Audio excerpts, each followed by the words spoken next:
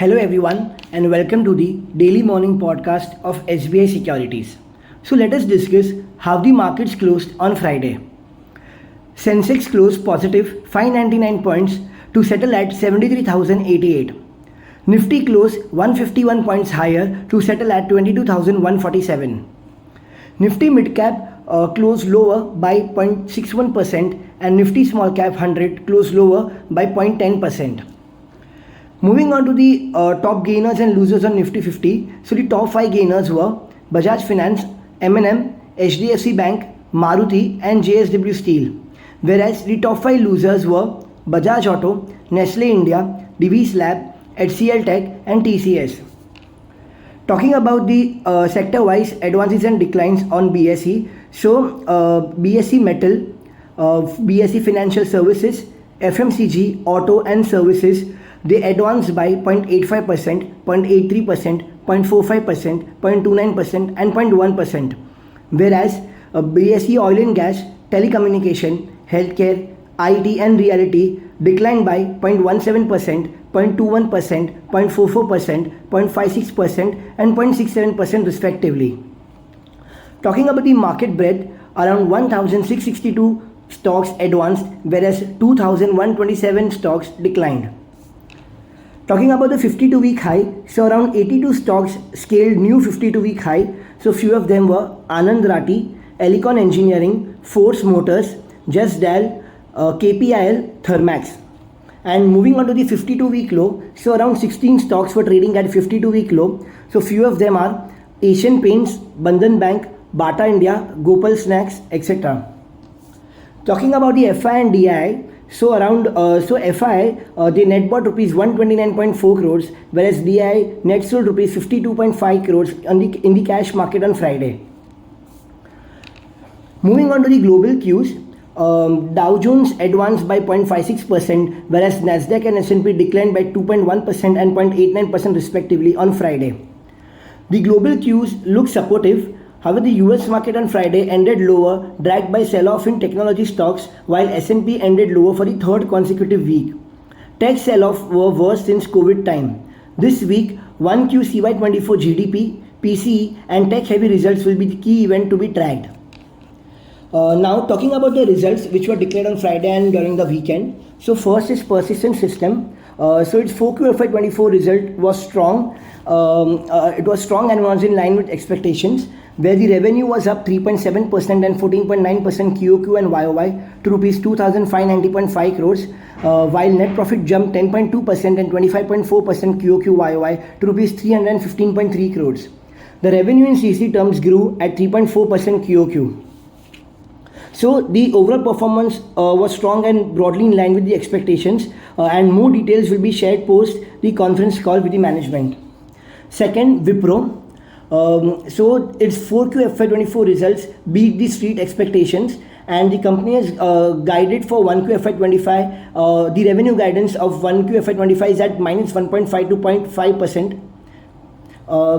So the company during the quarter reported 4.2% YOY decline in rupee revenue, though sequential revenue growth remained flat at rupees 22,208.3 crores.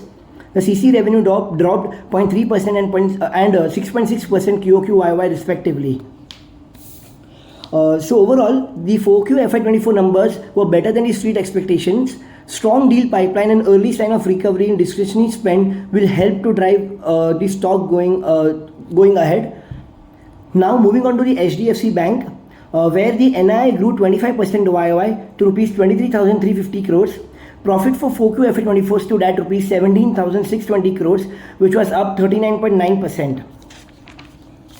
So the bank is currently in a transitory phase, and it is well in part to improve its retail deposit franchise. The retail and the CRB segments continue to be the key engines for growth, aided by the expansion of the rural reach.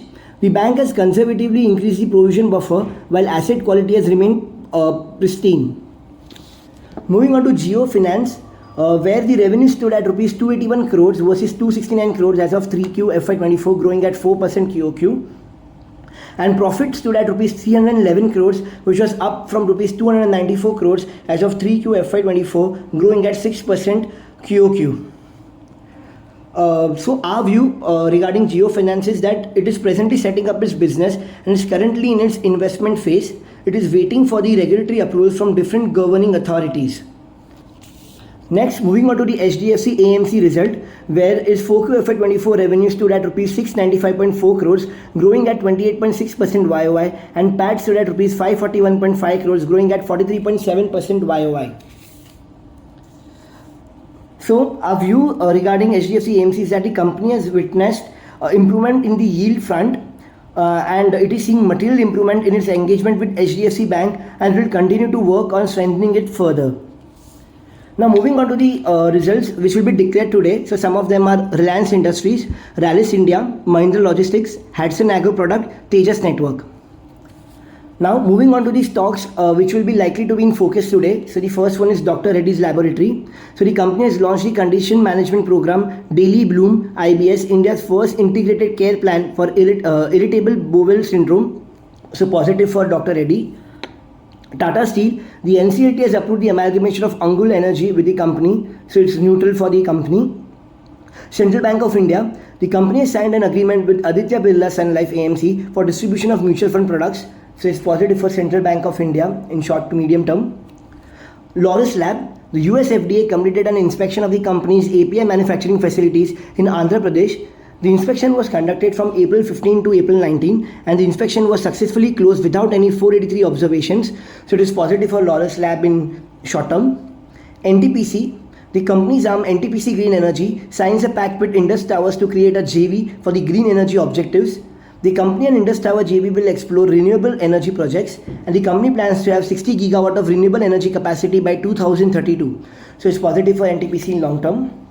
KPIT Technologies, the company completed the acquisition of Path Partner Technology for Rs 191 crores, so therefore neutral to positive for KPIT in long term. Aditya Birla Fashion and Retail, the board has approved the demerger of Madura Fashion and Lifestyle business into a separate listed entity, Aditya Birla Lifestyle brand, so it's positive for Aditya Birla Fashion and Retail in short to medium term.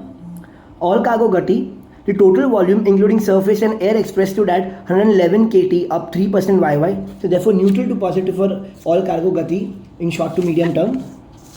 Sterlite Technologies, the arbitrator rejected a claim worth rupees 145 crores against BSNL. So it's therefore marginally negative for Sterlite Technologies in short term. Ujjivan Small Finance Bank, the company has received approval from NCLT for the scheme of amalgamation with Ujjivan Financial Service. So therefore neutral for Ujjivan Small Finance Bank. Now talking about the bulk deals, so the first one is Vari Technologies, where Mukesh Kumar Shah sold 1 lakh shares at 2015.08 per share.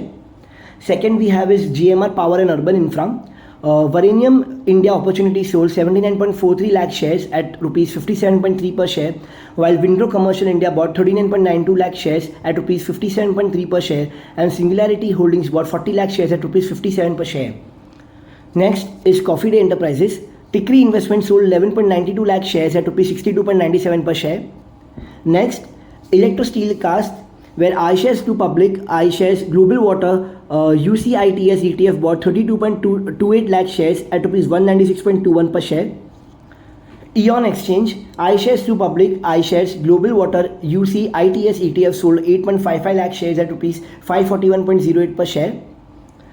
PTC India, BNP Paribas Arbitrage sold 16.18 lakh shares at rupees 215.88 per share, while iShares Global Clean Energy ETF bought 66.17 lakh shares at rupees 217.53 per share. Talking about the corporate action, where X record buyback, where the date is of Tips Industries today, and X record dividend, Aegis Logistics. So yeah, so that was all from the fundamental side pertaining to the daily morning podcast. Thank you for listening. Investment in securities market are subject to market risks. Read all the related documents carefully before investing.